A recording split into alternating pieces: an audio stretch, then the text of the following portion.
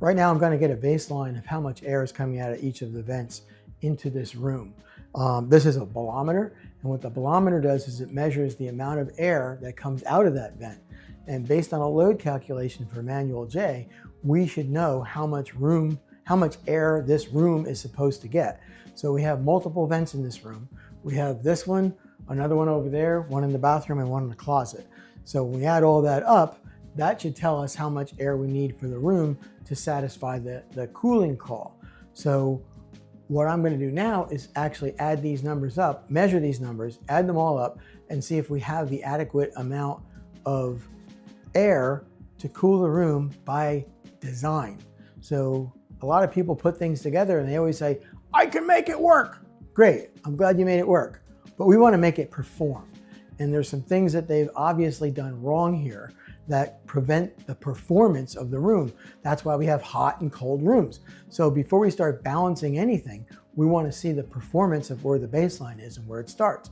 Like one of the things that I noticed right away when you look up at this duct is you can tell that we have the wrong duct grill for the room, because this is a diffuser, and what it's doing is it's diffusing the air to make it go in all different directions and not any place that we want it to go.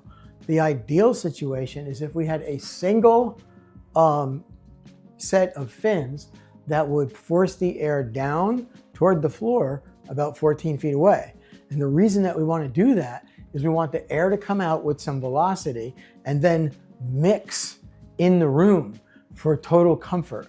This way, all the air is not stratified with the hot air on the top, the cool air on the bottom. We're going to be at an even temperature throughout the room. So by putting this in, you're defeating the purpose and you're wasting all the velocity that would come out of this duct. So if we put this device up there and we measure it, we can see how much air is coming in from this particular duct. And then we're going to see if we have good duct design and if we have enough air that we're supposed to have. So right now we have, looks like 109, 110, 114. All right. So when we write all this down, we're going to add it up and see what we're supposed to have. And then we're going to match that to our design. Because if people don't do a manual J, you have no idea where you're supposed to be. And to me, that's just stupid. So what we want to do is figure out where we're supposed to be, check the baseline of what we're actually getting, and then do things to improve that situation to make it closer to the correct design. 99% of my competitors don't do a manual J calculation, so they have no idea the target they're shooting for. How can you hit a target that you don't know you have? Which is why when people say to you, oh, I can make it work. Great, you can make it work, but does it work well? Because it's about our comfort. That's what's important. So it's not about just making it work. It's making it perform, making it satisfy the homeowner, making people who are living in the space enjoy living in the space, not suffering because of the poor design. And we're going to take you into another room in a moment, and we're going to show you what immediately we know why we have poor design. So let's go over there and I'll show you the worst thing. I'm going to measure this room now, and I'm going to see how much air is coming out of the duct. This is the most uncomfortable room in the building, and we should have a significant enough air coming out of this duct. And I actually don't see a significant amount of air coming out of this duct, and I pretty much know why. So we have 35, 36 CFMs for this room. We actually measured some closets that have more air coming in than this whole room. So that's 35 coming in. We also have a bathroom over here, which has another duct in it, which is part of the return cycle for this room. And if we measure this, we're going to find out that we have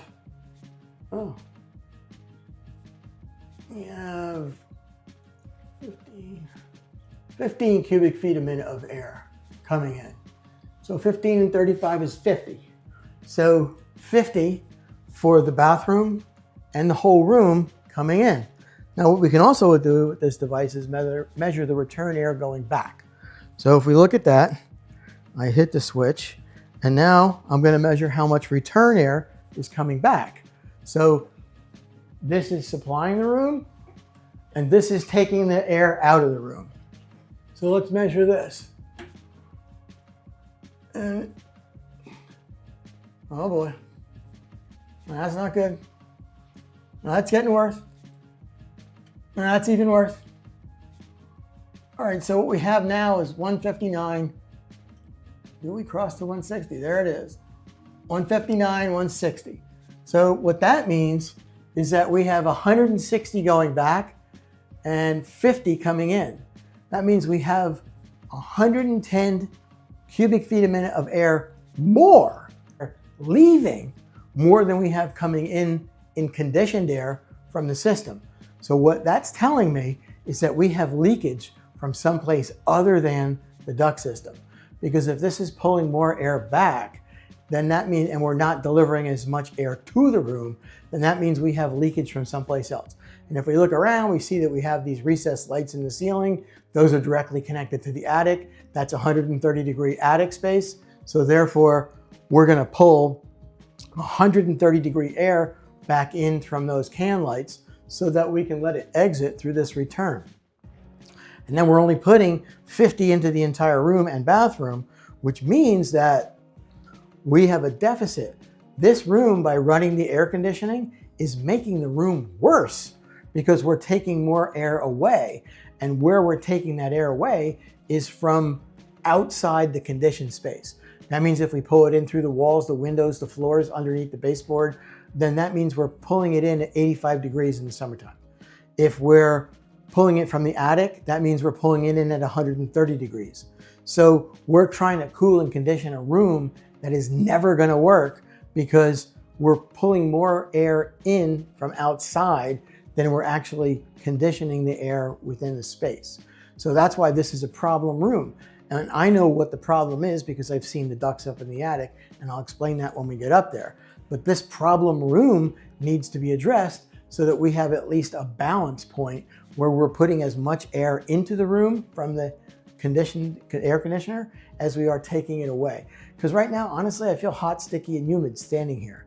And there's no reason that an air-conditioned room should be hot, sticky, and humid. It's just not, because air conditioning pulls moisture out of the air. So, you know, that's our problem.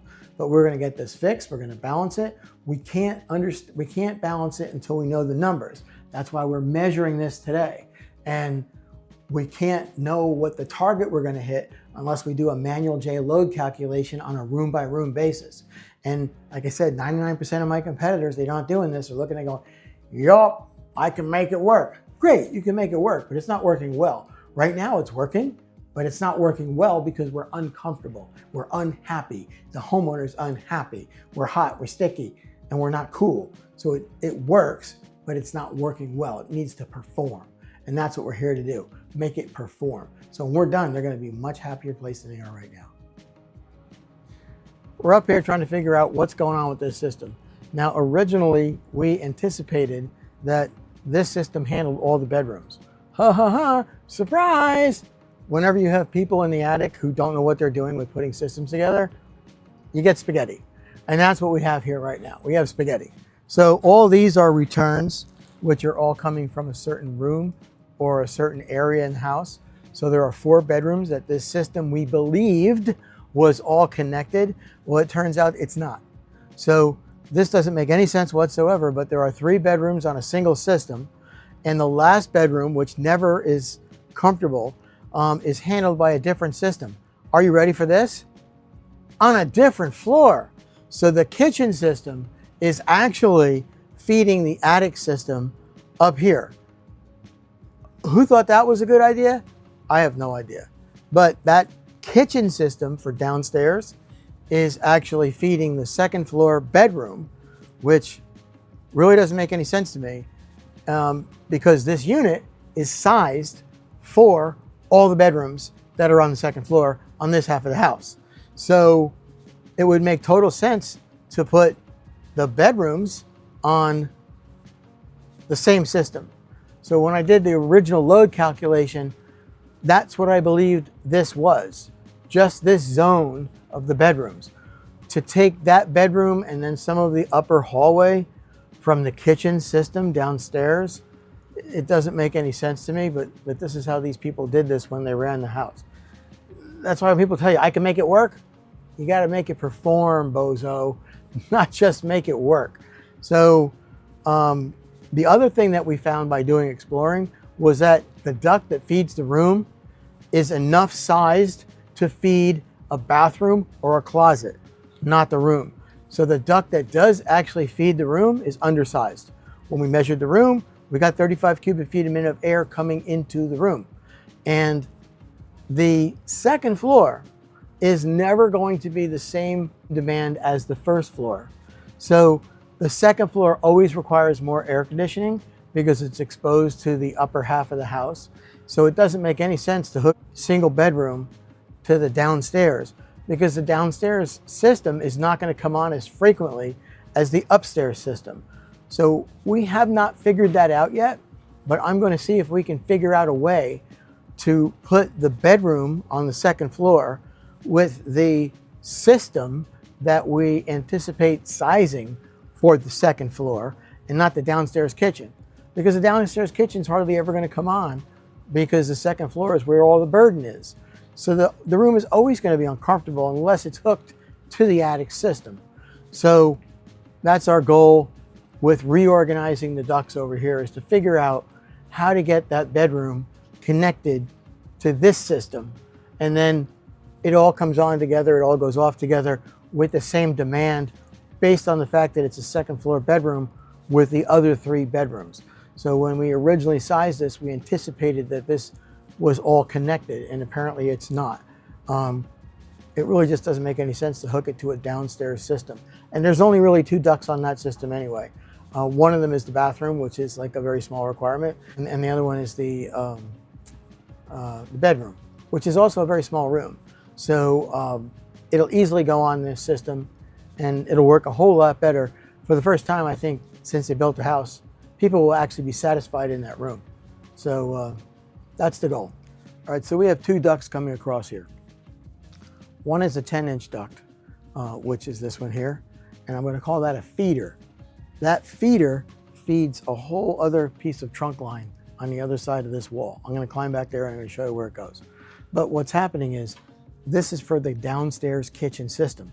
So it doesn't make any sense to feed the downstairs kitchen system or a bedroom on the second floor with the downstairs kitchen system, because the kitchen system is never going to come on and off to satisfy the needs downstairs or upstairs. So what this really needs to be part of is the upstairs system. On the zonal map, we expected that to be part of this system. So I think what I want to do is disconnect what we have behind the wall over here and then reconnect it to something that is part of the bedroom second floor zone. And there's more than enough capacity to handle that. So then for the first time, this will get fixed. So what this is, there's a supply and a return here. So this is a single return that comes from the hallway, not even in the bedroom. And this is a supply which goes out and it feeds from the kitchen, it feeds the bedroom, and it also feeds the downstairs air conditioning. So I want to take the room upstairs on the second floor off of that and then connect it to the system that it should have been on in the first place. And this will be amazing. So we'll just connect that duct to the system on the second floor, and every time the second floor has a demand or call for heat, then that's going to work. So let's climb through here, and I'm going to show you where this goes. So Adventureland, here we are. All right, so that return goes over there and it's in a hallway. So that's this return here. That's for the kitchen system. Doesn't make sense. The other one over here is what we were looking at, is the one that's feeding from the kitchen system, the bedroom, and the hallway, and it does go downstairs. So these other ducts that go off to the right, they actually feed the downstairs and the hallway. So in the foyer. So that makes sense for these to be connected. But this one here, then we'll bring another duct in to supply the bathroom and the bedroom from the second floor cooling system. And then that'll make the room the same temperature as all the other rooms on the second floor, because then the demand will be the same. So this is why that single bedroom has never been satisfied. They've never been happy there. And it's even crazier that we're taking all that return air from that room of 60 when, you know, we aren't putting 160 when we aren't even putting 50 into the entire room. So it's just making it worse. It's just going to be a miserable room all the time. So that's the objective, is remove this from the kitchen system. This must be the bathroom supply, which makes sense, but it's still on the wrong duct system. And then let's see where that room hooks up. So that's the room that should be getting cooling, and it's not. So this is the bathroom. So we'll take the bathroom, which is this one here, and we'll take the bedroom over here. We'll take it off this duct system, and we'll put it on the duct system on the second floor where it belongs. And that's why this is a 5-inch, because this is actually the bathroom. And that one, which is also over there, which belongs to the second floor system, will be disconnected and then reconnected to the other one on the other side. All right, we have our work cut out for us. So this comes off. It needs to get connected to the upper second floor system. That comes off all along there, that other black pipe. That needs to get connected to the second floor system. And then the return that is currently over there needs to get connected to the second floor system. And we should be good to go. I mean, it makes sense of how it should be, but it's not make sense how it is. But we can fix that. Oh my gosh. What crazy shit, man. We'll figure it out. Just hook them anywhere. It works. Make it work.